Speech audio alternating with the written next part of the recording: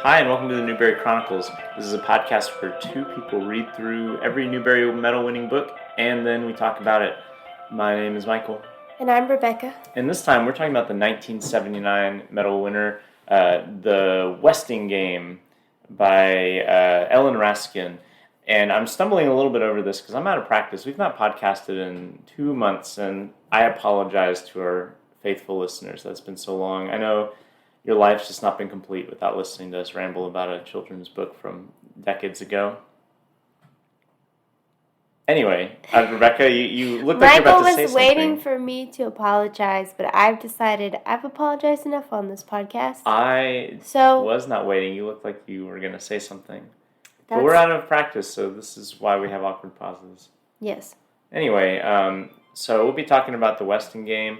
However, before that, don't forget you can email us at newberrychronicles@gmail.com if you so choose to leave us feedback. And before we talk about the Westing Game, we'll talk about what we've read in the intervening months, the chasm of time between our last podcast. Okay. Go for it, Rebecca. You've read a lot. Actually. I have, and I'm just going to give one-word reviews where I can. Really? No, I'm not good at that. That would be fun. But I read the 8th Louise Penny novel, The Beautiful Mystery, and I'm just going to say disappointing. I read James by Percival Everett, which I probably talked about on the last podcast.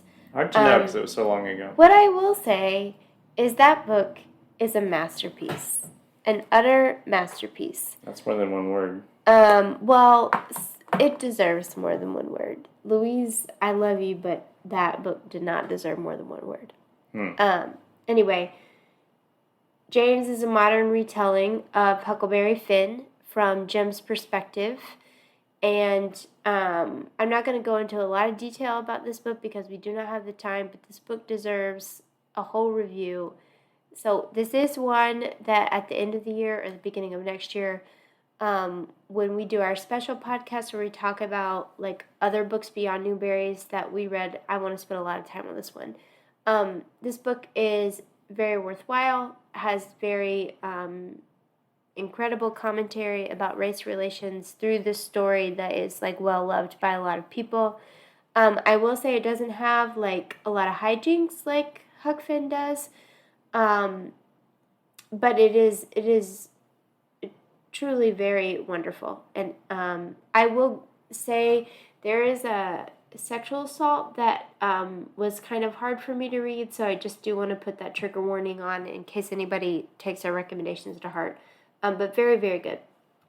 I read Taft and State of Wonder, 2 novels by Ann Patchett, and I have 1 novel left of Ann Patchett's, and I am pretty sure I have read her whole bibliography. Well, no, she wrote this book about Nashville that I don't really need to read. But anyway, Taft, set in Memphis, pretty cool. State of Wonder, very good. Set in the Amazon rainforest.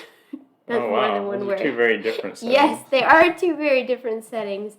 And I'm very intrigued by what her inspiration for State of Wonder was. But it was good. It was one of her earlier ones, I'm pretty sure.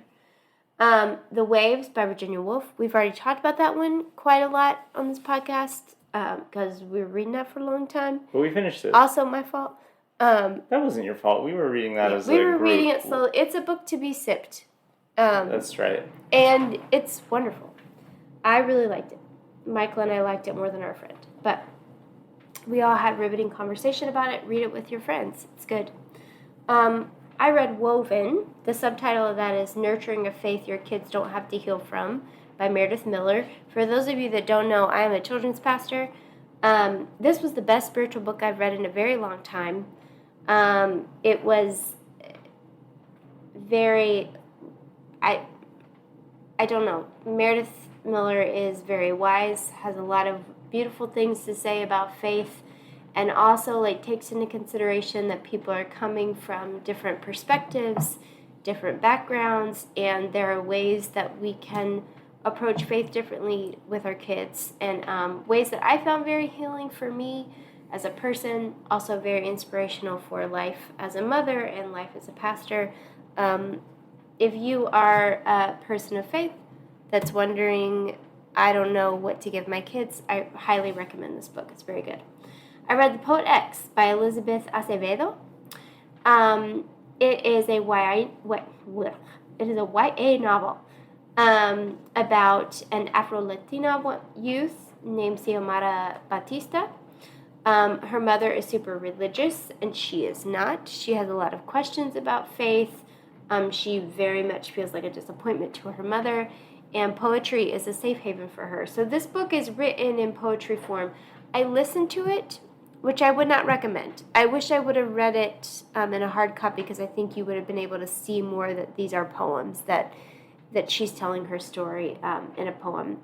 Has a lot to say about like mother-daughter relationships and just like navigating religion as a young adult, and really just change with different cultures and navigating like code switching. I thought it was very, very good. I read two Kate DiCamillo books. We got a whole email about this, and you still messed it up. I read The Miraculous Journey of Edward Tulane, which was a very odd book, you guys. It was very weird. I liked it. It's about this China rabbit, not like a rabbit from China, but like a China doll rabbit. Okay. And he is anthropomorphized, and the story is told from his perspective and the different journeys he makes and different owners he has. It was not her best, in my opinion, but like her brain is so interesting. Anyway, I also read The Beatrice Prophecy by her, also not my fave, but it does have some really interesting commentary just about how we interpret and determine future, and how people in power determine that. Really, it deals a lot with like prophecies in like medieval periods, so not really like our current day, but really does make the argument about we as humans are the ones that are rendering fate to our will, and it's not really all these other forces at play. Anyway, it was good, but not my favorite. And then I read The Ballad of Songbirds and Snakes by Suzanne Collins, which is the first Hunger Games prequel. That's really Snow's origin story. And this is not she has more to tell. Like, I could tell at the end of this was like, oh, there's going to be a sequel to this prequel. Which, I don't know. I read this because it was like, okay, I'll probably get into the story. I enjoyed the Hunger Games okay. This book was too long for like the information that I got about Snow. It seemed to be like his character seemed to change really suddenly to me at the end, in a way that was dissatisfying considering how long this book was and considering that there's going to be more. So, anyway, that's all I have to say about the books that I read. I did that pretty quickly. You did, for as many books as you have. I have fewer books. I don't know if I'll have more to say about them. Probably more to say. Maybe I will. I just like to talk. So in terms of books that I've finished, so I'm a high school teacher, you guys may know, because I've mentioned it before, and teaching seniors this year, and one of the things in our curriculum is to teach Pygmalion, which is the play by George Bernard Shaw, which was later adapted into My Fair Lady and other things, Pretty Woman. Anyway, I had not read this play in quite some time, so I reread it, and it's a great time. It's a good play. I like George Bernard Shaw. I like Pygmalion. My students, for the most part, seem to enjoy Pygmalion, which was not a foregone conclusion in my mind.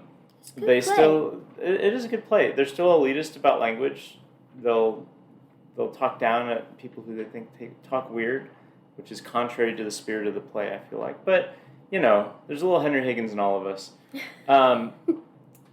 So that was a pretty quick, fun read. Another quick, fun read was this book called How To, which my brother Daniel gave me for my birthday. And if you've ever read the webcomic XKCD, which is, like, as far as webcomics go, like, pretty famous,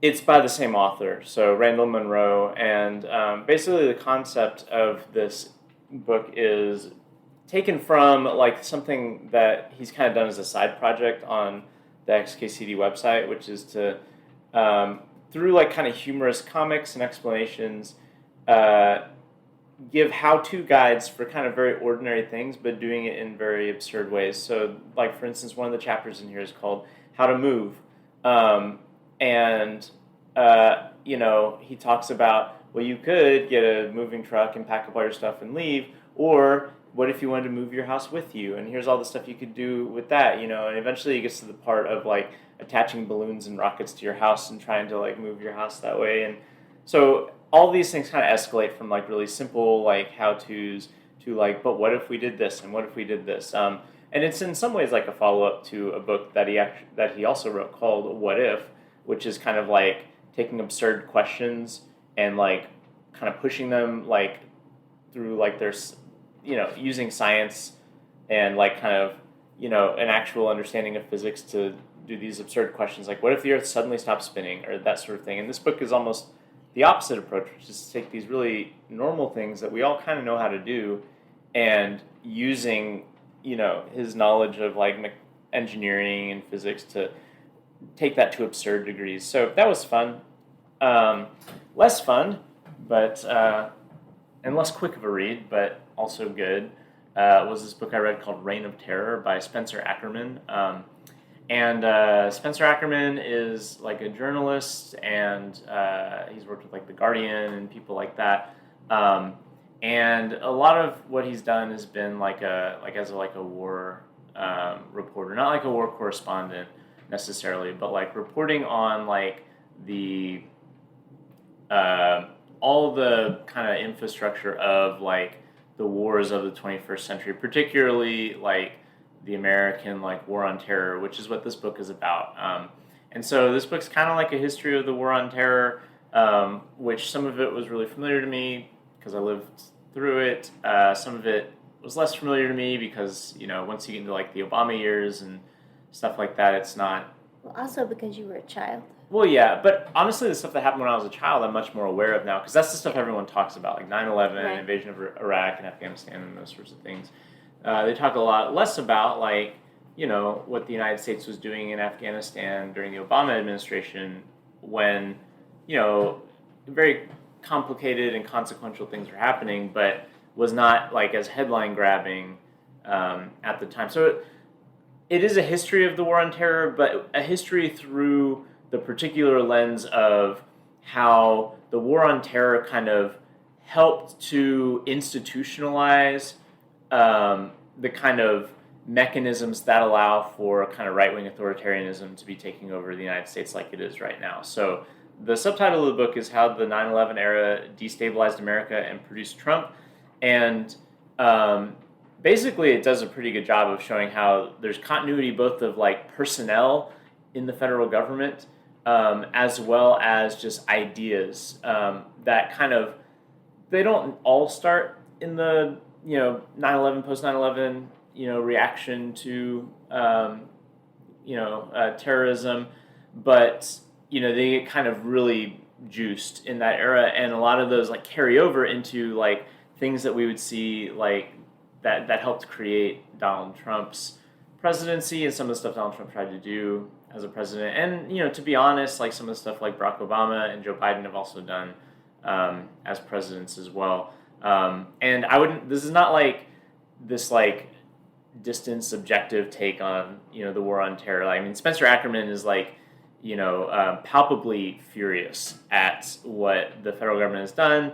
There's a lot of real kind of the way he writes is there's a lot of righteous anger against the who he sees as kind of like the the kind of convergence of these kind of like technocratic Democrats and like these neocons that were in the Bush administration, and how it basically was an alliance where both Democrats and Republicans were kind of agreed on the fact that we got to go hunt down the terrorists, and how this created this kind of monstrosity of like not just domestically, although it did, with surveillance and like changing the tenor of like racial attitudes in America and that sort of thing, but also like obviously catastrophic events overseas, in countries like Afghanistan and Iraq and Syria, and so it is definitely from the lens of like someone who is like firmly anti-war, firmly anti specifically the war on terror. But like to be honest, I think that's a fair response. It's this kind of forever war has been going on for so long and has yielded very little fruits. We've accomplished almost zero of the objectives that we entered this ethos hoping to accomplish. And I don't know, I found it fair, and I thought it was insightful how it pointed out the ways that there's connections between all the separate political administrations. And then currently, this is the last thing I'm going to talk about. I'm not done with this yet, but Rebecca is waving her hands in celebration.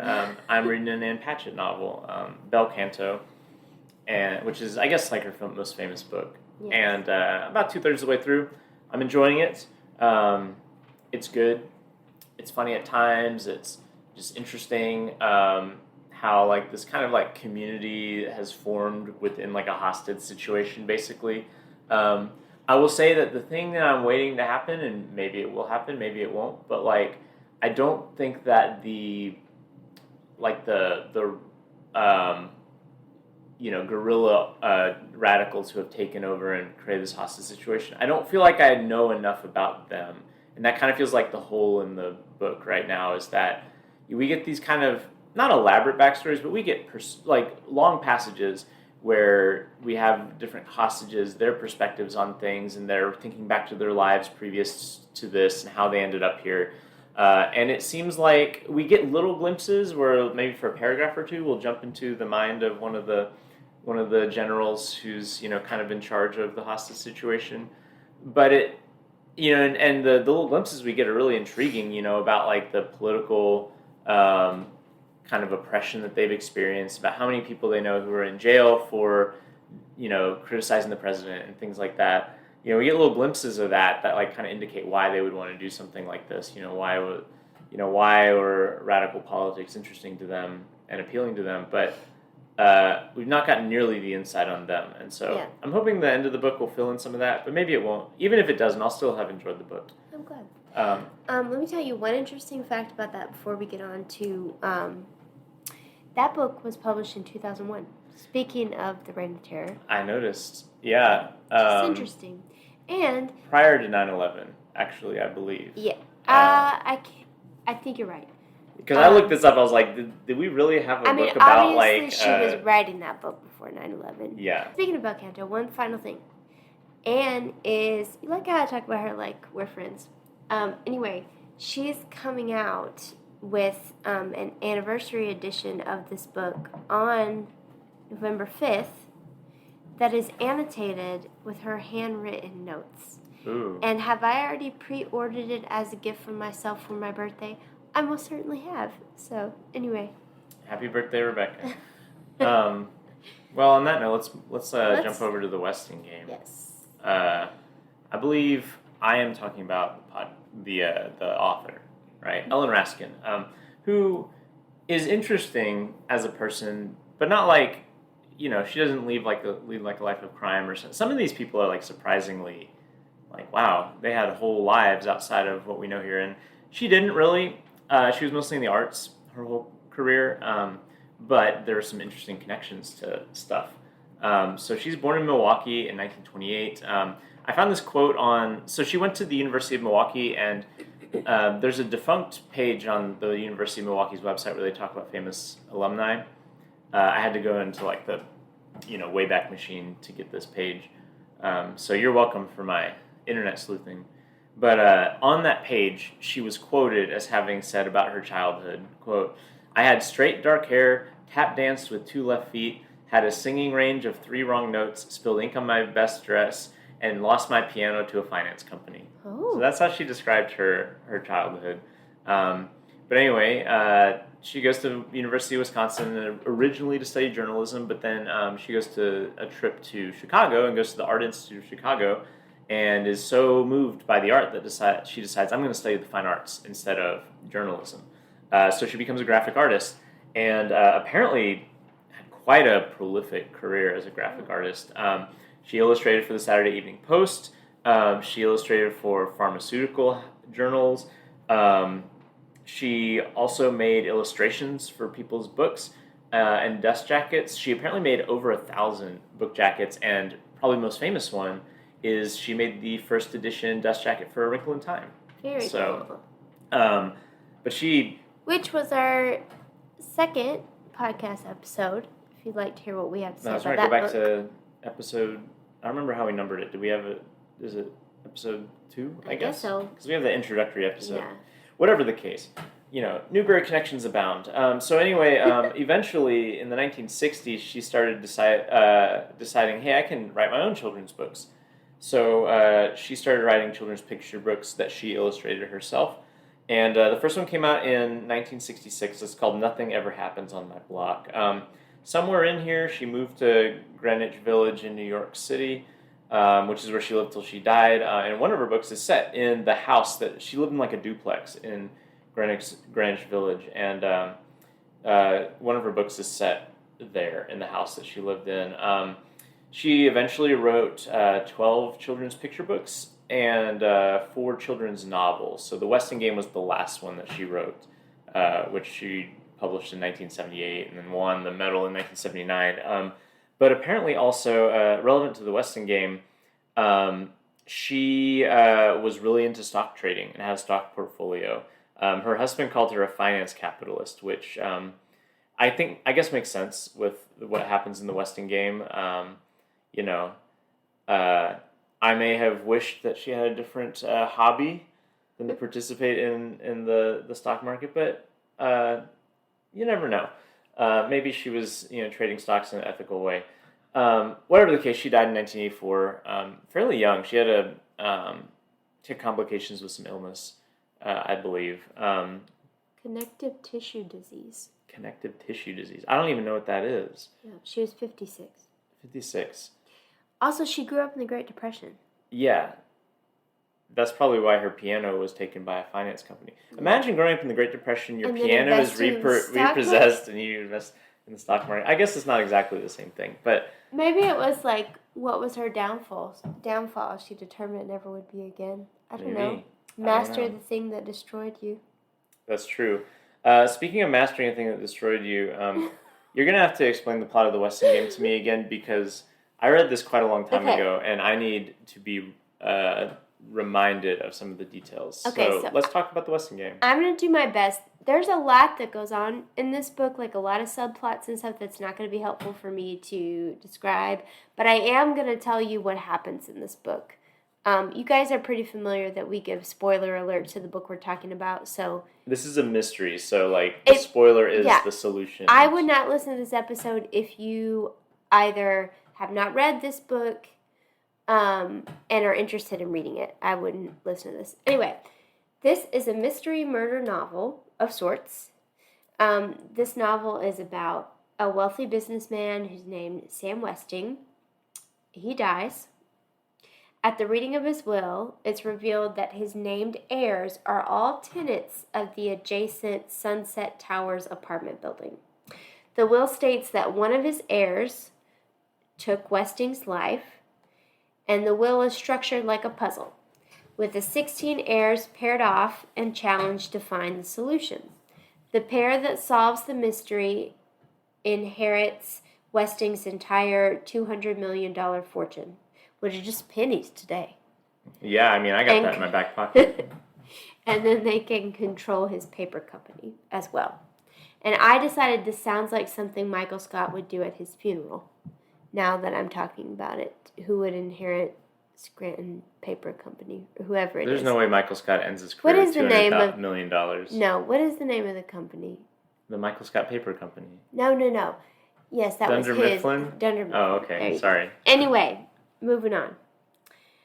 I don't know the best way to summarize this, because there are, like I said, 16 heirs who are all connected to Westing in some way. I don't think it's helpful for me to explain to you who all of them are, but as we go along, we can tell you. This entire book is kind of like a big game of Clue, except that no murder has actually happened. Dun dun dun. Westing has given each pair a different set of clues and tells them that what is missing is really what matters. The clues seem like these nonsense words at first, but when they all collaborate, they realize that it makes up the words of the song America the Beautiful, except that it's missing the words that, when put together, spell Bertha Erica Crow. Now, Crow is one of the heirs, and she is also Westing's ex-wife. So the motive for this alleged murder is that, well, no, I don't guess this is motive, but this is interesting. Supposedly, Crow murdered Westing, and Crow previously pressured hers and Westing's daughter to marry a politician who was not a good guy. This led to their daughter dying by suicide. So the idea is that Westing is like trying to get revenge on his ex-wife by framing her for his murder. Anyway, she turns herself in not really turns herself in, but she's like, well, this is the answer to the puzzle.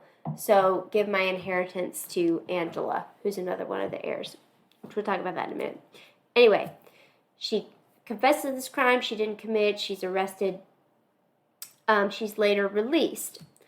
Around this whole time, Sandy McSuthers, who is the doorman of Sunset Towers and is also one of the heirs, dies mysteriously and very suddenly. Turtle Wexler, who is the young... Someone who's listening to this who hasn't read this book is going to be just baffled. Sorry, I'm probably not doing a good job. No, you're doing a great job. It's just really difficult to summarize this book. We're almost done, you guys. You're almost there, okay? So Turtle Wexler, who is the youngest of the heirs, is she like 12? Something thereabouts. Like she's a child preteen, for sure. Preteen, most certainly. This girl is smart, though. She trades stocks. She does. She begins to put together that Barney Northrop, who I've not mentioned yet, but he was the man who originally showed all these heirs their apartments. She realizes that Barney Northrop, Sam Westing, and Sandy McSuthers are all the same man. And she realizes that with the names Northrop, Westing, and McSuthers, that what is missing is East. She reads a clue from his will that leads her to find Westing by his new name, Mr. Julian Eastman. Turtle inherits the money.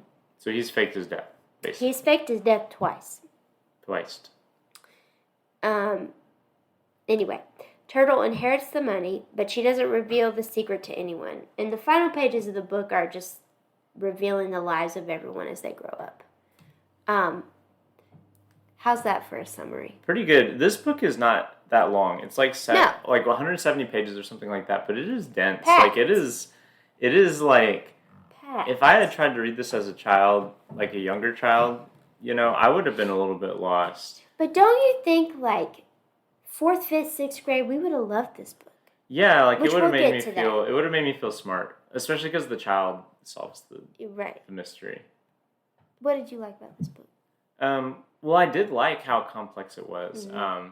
I like, any mystery novel, you're going to have your, like, colorful characters, and this has, like, a ton of colorful characters, Mm-hmm. I mean, some of these characters are more developed than others, but they all have, like, little personality quirks.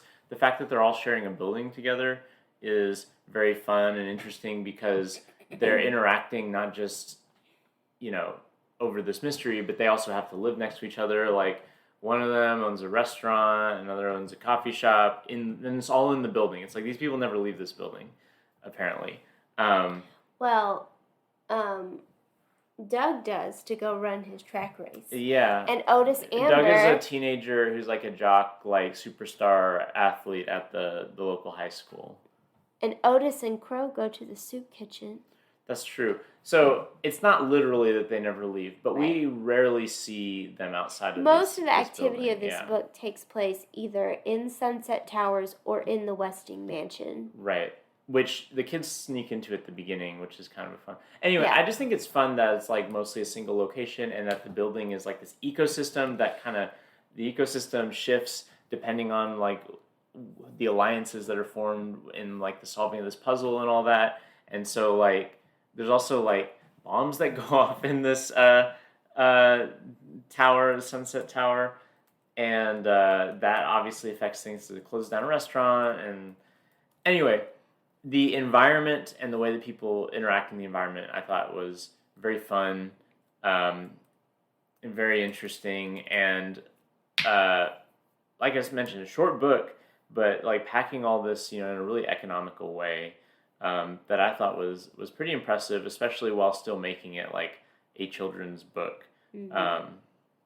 And to be honest, like I don't know that many like murder mystery books that are for children. Like this is a fairly untapped genre. Like, well, and then you kind of find out it's not actually a murder mystery. right, but it's like structured as such, right. Right. And I don't know. I think that's just like kind of an interesting project to take like the normal complexities and tropes of like a mystery novel and making them accessible to a younger audience without actually taking away that much of the complexity. Like this is like we talked about, a really complex narrative with a lot of interlocking pieces and a lot of stuff that's like subtext and that sort of thing. And I feel like you could have written this a different way and it would have been for adults, but you wouldn't have had to change the plot or the characters that much. And so I just think that's cool and impressive that she was able to do that. I've not read any of her other books, but I'm curious like how those are as well. Just because this is such an interesting little experiment, and I don't know, we've not really read any books, like this or attempting something like this throughout this podcast. What did you like about it, Rebecca? I liked all those things. This book was very fun. It was very clever. It did not take me a long time because it was not interesting. Life has just been kind of chaotic lately. I wish I would have read it quicker, but that's just because I wouldn't have forgotten all these little pieces as you go on. I think this is one that's designed to read like in a few settings. Like I think that's best how it's to be consumed. It's a really great puzzle. I was skimming it again today to like put the pieces together. But anyway, and you find all these things as you go along that hint at the ending. So I would like to reread it because I would have never picked up on them if I didn't know the ending. But she just does such a really good job with the story, and like she gives you little pieces as you go along, that if you're reading it closely or you know what's going to happen, you can see that and be like, oh, that's really clever how you did that. So I thought it was really, really good. I am just so surprised. Neither of us had ever heard of this book. No, but there's like a whole, like there was a movie that came out. Yeah. Apparently HBO has optioned it for a series or something. Right. And it's like so good. Your dad would love this. Like we need to tell him. Yeah, if he hasn't already read it. But I don't know how this book was never on our radar. Like, or why people haven't talked about this one. But it's like, it's just fun. Like it's really fun. It's really clever. It is like, I mean, I loved, not that this is at all the same thing, but I loved those books like Encyclopedia Brown when I was little and stuff like that. And I would have loved this. I just don't know how we didn't hear of it. I mean, it's not the same in the sense of like you flip to the back to see the solution, but like it kind of has the same appeal in the sense of like with Turtle, that character, like that you have this kind of precocious kid who's getting into adult affairs and is able to kind of see through the things that like the adults' prejudices don't allow them to see. Yeah. And, it's the kid who ends up solving the mystery. And she's a little capitalist, which is kind of like Encyclopedia Brown as well. Yeah. Like it's very, you already said this, but yeah, like I would just echo, it's very colorful, but like in just a very creative way. Like it's just really well done. In the foreword, her friend says that until she wrote this book, Raskin was considered more of an illustrator, not an author, even though she had written the text of some like picture books. So I don't know who Jenny is. Maybe it's her daughter. But Ellen Raskin dedicated this book to Jenny, who asked for a puzzle mystery. So it's just really cool that somebody asked her for that, and she just wrote this epic book. Anyway, what did you dislike? Well, so there are so many characters that I think obviously there are going to be some that are developed more than others. And I think that some of the ones that are not developed well, it's a little nebulous, like why they're in the book. Like, I don't know, if I'm an author thinking through how I'm going to structure a book, if I don't have the time to develop fully some characters and they're not going to play an important role in the book, like why make them part of the puzzle? Like, why did we need 8 pairs of people? Yeah. You know, I feel like that, like, ultimately we have Turtle, we have like all of Turtle's family, the Wexlers, we have the guy, like the guy who owns the Chinese restaurant, what's his name? Mr. Hu.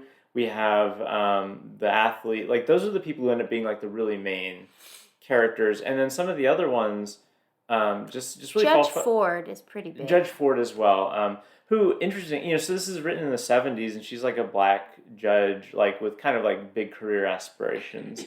And one thing that I think is interesting about this book is that a number of times it doesn't make this, you know, the foregrounded issue, but there's like little references to the ways that there's like racial tensions in this tower, you know, so like Judge Ford is obviously really hyper conscious about that because of her position. But there's also like Mr. Hu's wife, Mrs. Hu, is like just recently from China and doesn't really speak English, and it alludes to like people's like stereotyping of her when you're in like other characters' perspectives. I do think she's one of the characters who's not developed enough, and I wonder why she's in this book, because she barely plays a role at all. Like, you could go through the book and cut the parts out where she is a part, and the book would basically not change. And so I'm not sure why she's there, except just to have paired off Mr. Hu. So there's That's not even his partner. Is it not? No. Wait, whose partner is it? Grace Wexler, because they end up doing. No, sorry. I thought you meant romantic partner. I was like, I really thought they were married. Partner, oh, right. But not his partner with the. Yeah, so I just feel like, as short as this book is. Something else about Judge Ford is you find out that she grew up as a child in the Westing mansion because her mom was a servant in his house.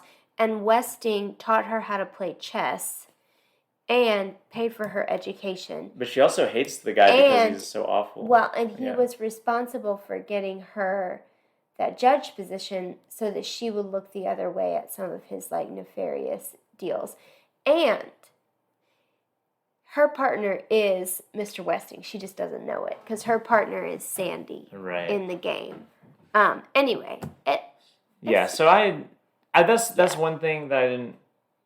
I just felt like, as short as the book was, it felt like either A, it could have been longer to develop these characters, or B, probably the better option in my mind would have been like maybe scale back how many characters we have in this game. Secondly, I know you said the puzzle was creative, but like, to be honest, like, I was very confused by the puzzle, especially at the beginning. And I realized you're supposed to be confused because these characters are just given little slips of paper with like phrases on them.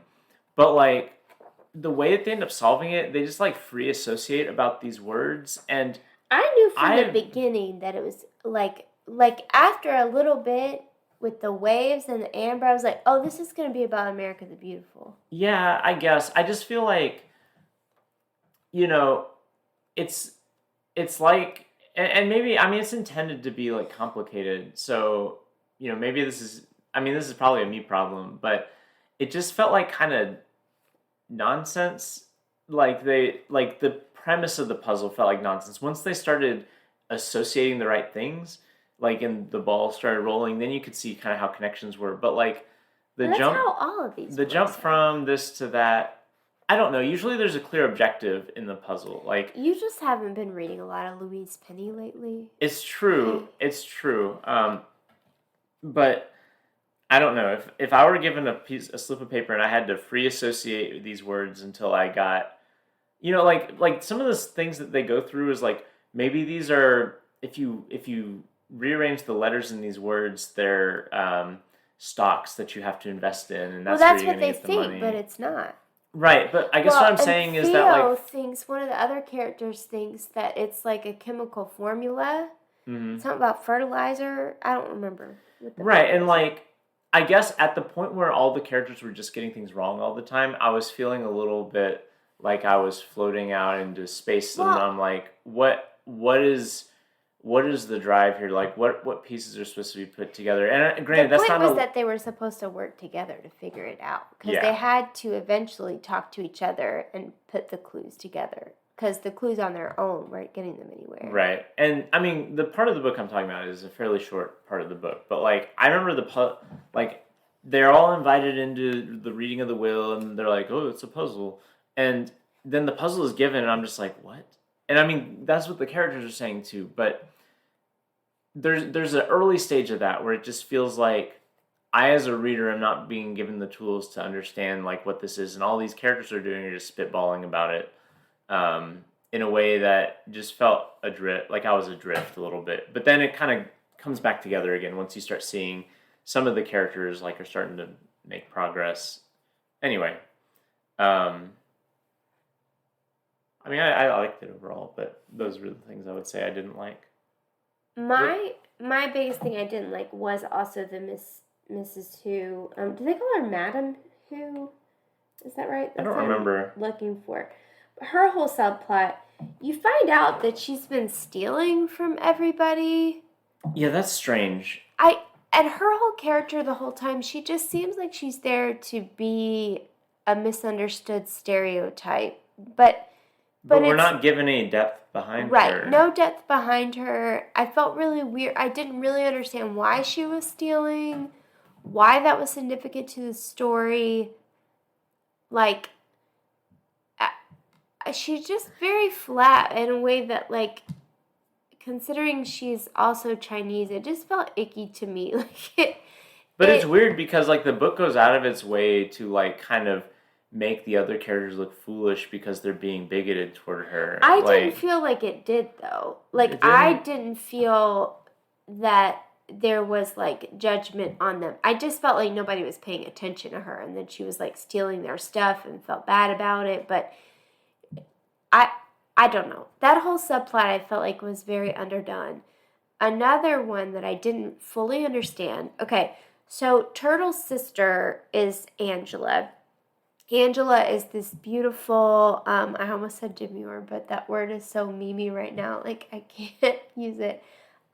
She's like really meek, and everyone just wants to talk about how beautiful she is. She's engaged to this doctor guy. He's an intern, Denton Deer. He's gonna be a doctor. But he's Though. going to be a doctor. Denton Deer, what an amazing So, like waspy name. another big thing that we're not explaining is that the Westing family and the Wexler family, which is Turtle, her sister Angela, her mom Grace, and her dad Jake. Yes, Jake. Those two families are kind of like foils of each other. So if you remember, um, the Westings had a daughter who died um, when she didn't want to marry this like politician that her mom was really like pushing for her to marry. Angela is engaged to this guy that's going to be really successful, all these things. Her mom really wants that marriage. Angela doesn't want it. Angela apparently looks like Violet Westing, is a big thing we find out. Anyway, when Crow is like turning herself in, Angela flips out. Like she's like, no, no, no. But I don't have any indication that Angela has a prior relationship with this woman. And then Crow decides to give, she thinks she won the inheritance, which we later find out Turtle actually won it. Bertha Crow says, give my inheritance to Angela. And I guess the implication there is that she's like, reminds her of her daughter because she looks like her, and I guess this is like her penance because she lost her daughter when she was forcing her into this marriage that she doesn't want, which is just kind of like flat to me. Like this, I don't know, it just seems like a big stretch. This looks like my kid. I feel bad for what I did to my kid, so give her my money.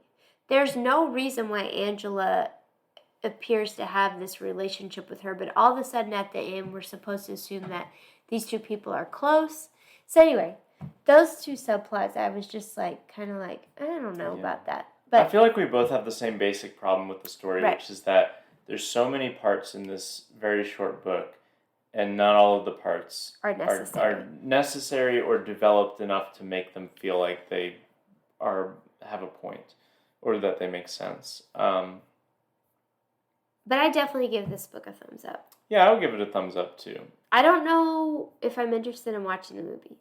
I've heard the movie is terrible. Oh, okay, then I'm not interested in watching it. I have heard, when I was looking it up online, the comments underneath said, the book is so much better, blah, blah, blah, blah. So maybe it's not terrible. I do think like a TV series makes sense, and I think that gives you an opportunity to flesh these characters out more. Oh yeah, this is like 100% like, you could make this a TV series, like flesh out people's backstories. Absolutely. And stuff. I could definitely imagine that. I can also imagine, and I mean, I know that these are like riffing off of the kind of novels that this is, informed by as well, but those like, the Rian Johnson, Knives Out movies with, yes. Who's the name of that inspector? Oh, crap. Like, I could see that style of movie being really fun, like when set, like with this story. I was just thinking. But, yeah, anyway. Good book. People don't talk about it enough. Or maybe I just haven't been listening when people talk about it. But Benoit Blanc. Benoit Blanc, that's right. Yeah, Benoit Blanc needs to come and get to the bottom of these Westing games. All right, Rebecca, what are we reading next? We are going to read Jacob Have I Loved, which was the 1981 winner. It was written by Catherine Patterson.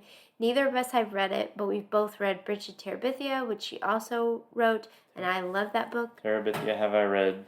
Yes. Anyway, so we're going to read that.